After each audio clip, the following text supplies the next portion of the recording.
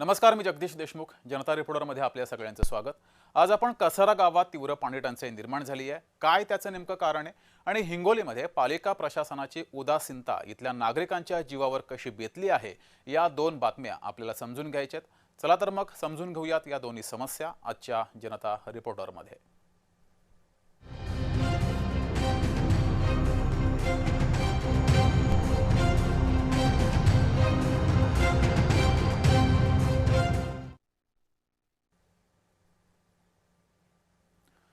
सुरुवातीलाच बातमी कसारा गावातून. कसारा गावामध्ये तीव्र पाणी टंचाई निर्माण झालेली आहे. पाणी पुरवठा करणारा बंधारा हा कोरडा पडलाय. बंधाऱ्याला गळती लागलेली आहे, त्यामुळे गावकऱ्यांनी संताप व्यक्त केलेला आहे. प्रशासनाचं दुर्लक्ष होते, त्यामुळे ग्रामस्थांचा राग हा अनावर झालाय. महिलांची मात्र पाण्यासाठी भटकंती सुरू आहे. ठाणे जिल्ह्यातील शहापूर तालुका हा शेवटचा तालुका. तालुक्यातील कसारा गावात तीव्र पाणी टंचाई निर्माण झाली आहे. शहापूर तालुक्यातील सर्वात मोठी लोकसंख्या असलेल्या मोखवणे ग्रामपंचायतीमध्ये 40 ते 50 हजार लोकसंख्या असलेले गाव. मोखवणे ग्रामपंचायत शहापूर तालुक्यामधील सर्वात मोठी ग्रामपंचायत आणि या ग्रामपंचायतीमध्ये पाण्यासाठी इथल्या महिलांना वणवण करावी लागते आहे. मात्र ग्रामस्थांनी या सर्व पाणी टंचाईवर आरोप केलेला आहे. मोठ्या प्रमाणात ब्लास्टिंग केल्यानं बंधाऱ्याला गळती लागली आणि पाणी पुरवठा करणारा बंधारा हा कोरडा पडलाय. त्यामुळे गावात पाणी पुरवठा बंद झालाय असा गावकऱ्यांचा आरोप आहे. कसारा ग्रामपंचायतीमध्ये 40 वर्षांनंतर पहिल्यांदाच पाणी पुरवठा बंद झाल्यानं महिलांसह लहान मुले वयोवृद्धांना सुद्धा पाण्यासाठी वणवण करावी लागते आहे.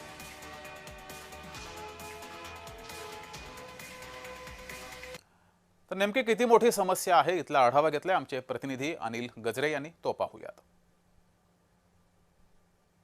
शहापूर तालुक्यातील शेवटलं गाव समाधान कसारा ह्या परिसरामध्ये आपण आहोत. शहापूर तालुकाच हा आदिवासी भाग म्हणून प्रचलित आहे. त्याचप्रमाणे कसारा या ठिकाणी जे पाणी पुरवठा करणारा हा जो तळाव आहे, माझ्या पाठीमागे आपण पाहू शकता कशाप्रमाणे सर्व कोरडा पडलेला आहे. गेले 40 वर्षापासून असा ही पहिल्यांदाच वेळ आहे असे ग्रामस्थांचं म्हणणं आहे. ह्यो जो तळा आहे पूर्ण कसारा असेल या पंचक्रोशीतील गावांना पाणी पुरवठा करणारा एकमेव तळा असा होता.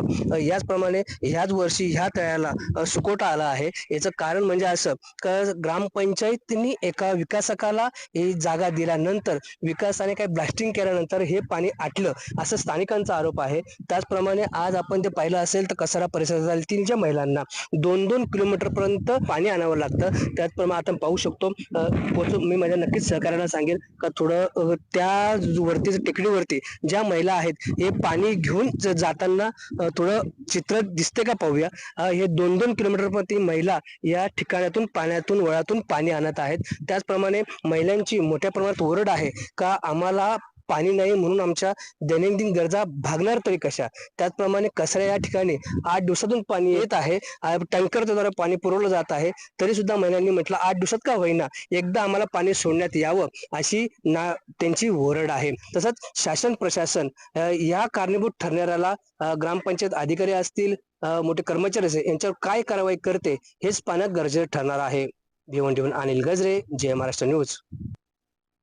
तर इथल्या महिलांना हंडाभर पाण्यासाठी वणवण करावी लागते, त्यामुळे या महिलांनी संताप व्यक्त केलाय. तो पाहूयात. शहापूर तालुक्यातील शेवटच्या गावात कसारा भागात आपण आहोत. पाण्याची जी समस्या आपण पाहत आहेत त्यात काही महिला आपल्या सोबत आपण जाणून घेणार त्यांचे काय समस्या आहेत त्या महिलांकडूनच. ताई, काय सांगाल कशी तुम्हाला पाण्याची समस्या बघते आणि काय? आम्ही कसारा गावात राहतो. आम्हाला पाण्याची खूप टंचाई आहे आणि आम्हाला असंच पाणी पाहिजे. आता जे टँकर येतात ना असेच. म्हणजे काय टँकरने पाणी आलं? हो, आता टँकरने पाणी आलं, आजच आलंय. आणि 10-12 दिवस झालं आम्हाला पाणी नव्हतं आणि आंघोळीला प्यायला कशालाच नव्हतं. 10-12 दिवस पाणी? हो, 10-12 दिवस होऊन गेले. नक्कीच येणार 10-12 दिवसांनी पाणी नव्हतं. आपण पाहू शकता माझ्या पाठीमागे हे जे टँकर आहे ग्रामस्थांकडून आला असेल आणि त्याचप्रमाणे इथे ह्या नळाला असं पाणी भरून हे करते. ताई, काय सांगाल पाण्याबद्दल तुझं मत? काय सांगणार, आम्हाला पाणीच नाही तर काय सांगणार. आमचे छोटे छोटे मुलं आहेत, पाणी इथून वाहून न्यायचं घरी, कसं सगळं करणार, जेवण वगैरे कसं करणार, काय आहे पाणी इथून न्यायचं. नक्कीच सगळ्यांच्या समस्या आहेत. कसाऱ्यामध्ये 8 दिवसांनी पाणी येतं, परंतु कधी कधी 8 दिवस पण ओलांडून जातात तरीही पाणी येत नाही आणि जगातले सर्व प्रश्न सुटतात. परंतु कसाऱ्यातला 8 दिवसांनी जो नेहमीच पाणी येतो, आम्हाला असतं की नको रोज पाणी, पण कमीत कमी 8 दिवसांनी तरी एकदा पाणी यावं. आणि एवढंच नाही तर 3 तास तरी आम्हाला दिवसातून एकदा पाणी सोडावं. 8 दिवसानंतर 3 तास तरी पाणी सोडलं तरी आमचं संपूर्ण पाणी भरून होतं. आणि ह्या टाकी दिसते, हे टाकीमध्ये पाणी आणून ओतलंय तरी पण इथे एवढी गर्दी होती की त्यांच्यावरून लोकांचे वादविवाद होतात आणि वादविवाद झाल्यामुळे भांडणं एकीकडे राहतात, पाणी एकीकडे राहतात. कधी कधी असं वाटतं की हे समोरचे नळ पण तुटतील की काय वादविवादामुळे. म्हणजे एवढंच वाटतं की पाणी हे जीवनावश्यक आहे आणि ते सगळ्यांना मिळालंच पाहिजे. दुसऱ्या गोष्टी नको मिळू देत वेळेवर, पण पाणी हे आम्हाला मिळालंच पाहिजे कारण ह्या सर्वांचा अधिकार आहे आणि हक्क आहे आणि तो मिळायलाच हवा. कारण आम्ही आमच्या लहान मुलं घरात ठेवून आम्हाला एवढा त्रास होता. आम्ही खाली राहतो इकडे आणि वरती पाणी व्हायला येतो. म्हणजे अक्षरशः आम्हाला आता म्हणजे मी काय सांगणार, मी स्वतः एक टीचर आहे. म्हणजे आम्ही विद्यार्थ्यांना म्हणजे काय शिकवण देत असतो की आपलं पाणी हे जीवन आवश्यक आहे, परंतु हे जीवन आवश्यक पाणी आज आमच्यावर अशी वेळ आलेली आहे की आम्हाला खालून इकडे वर पाणी व्हावं लागतं. आम्हाला एवढंच वाटतं की दर शनिवारी आम्हाला नळ घरामध्ये पाणी पाहिजे, पाणी दारात पाहिजे आम्हाला. असं वर व्हायला नकोय कारण त्रास आम्ही समजा जरी तरुण असलो तरी पण ज्या आजी आहेत, वयस्कर लोक आहेत, त्यांना हा त्रास होतो पाणी वाहण्याचा इथपर्यंत. घेऊन अनिल गजरे, जय महाराष्ट्र न्यूज. तर या समस्येवर इथल्या ग्रामपंचायतीच्या सरपंचाचं नेमकं म्हणणं काय आहे ते पाहूयात. आज परिस्थिती खूप खरंच गंभीर आहे, परंतु तरी सुद्धा आम्ही पाणी टाकीतलंच तळ्यातलंच पाणी आज रोजीपर्यंत देत आहोत. पुढील नियोजन कलेक्टर साहेबांशी बोलणं झालंय, तहसीलदार साहेबांशी बोलणं झालंय, पंचायत समितीचं पाणी पुरवठा विभाग आहे पांढरे मॅडम त्यांच्याशी बोलणं झालंय. त्यांनी सुद्धा आम्हाला टँकर पुरवण्याची म्हणजे पुरवायला सुरुवात केली आणि आम्ही ग्रामपंचायत प्रशासनाच्या वतीनं माननीय माजी खासदार कपिल पाटील साहेबांनी सुद्धा आम्हाला 5 टाक्या 5-5 हजार लिटरच्या दिलेल्या आहेत. त्या टाक्यांमध्ये आम्ही आमच्या पद्धतीने ग्रामपंचायतच्या माध्यमातून पंचायत समितीच्या माध्यमातून पाणी टाकण्याचं काम चालू आहे. आणि पुढील नियोजन एक सगळ्यात महत्त्वाचं, रेल्वे प्रशासनाचा जो तलाव आहे त्या तलावामध्ये खूप मुबलक साठा आहे. त्या प्रशासनाशी DRM साहेबांशी माननीय कलेक्टर साहेब सुद्धा बोललेत. आज उद्या त्यांचं यस या नो डिसिजन थोडंसं पाणी गावासाठी देण्याची जी आम्ही विनंती केली ते सुद्धा मदत करतील अशी अपेक्षा. तर ठाणे जिल्हाधिकारी श्रीकृष्ण पांचाळ यांनी सुद्धा या प्रकरणाची दखल घेतलेली आहे. त्यांची नेमकी काय प्रतिक्रिया समोर आली आहे ती पाहूयात.